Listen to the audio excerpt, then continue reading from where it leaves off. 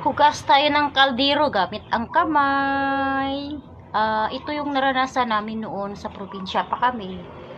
Sa probinsya pa ako na naghuhugas kami ng mga kaldero kapag ang ginagamit mo ay kahoy, no?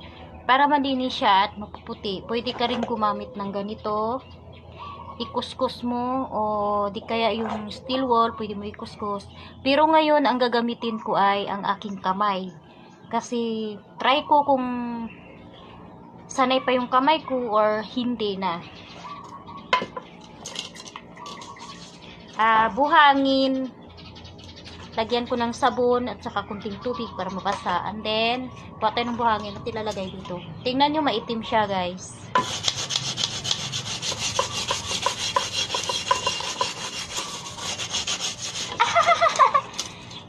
Sakit naman. Ayan, mumuti na siya, diba? Ayan.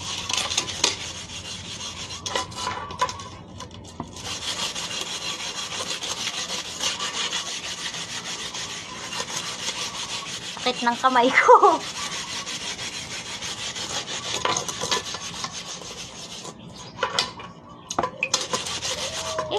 Gamit na tayo na ito guys kasi sakit ng kamay. Hindi ko na kaya.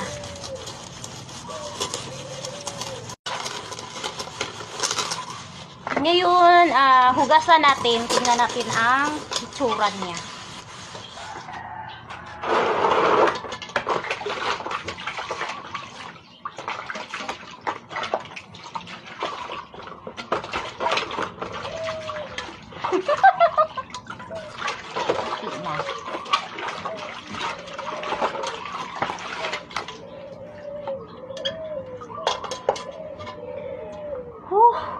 Napagod ako kuskus guys. Yan.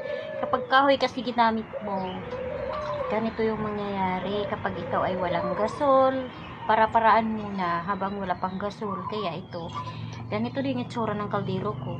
Kaya hinugasan ko. No?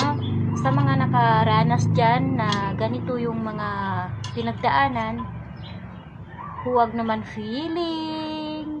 Aminin nyo. Huwag nyo ikakahiya kung ano yung mga naranasan natin, ganun. No, ganyan.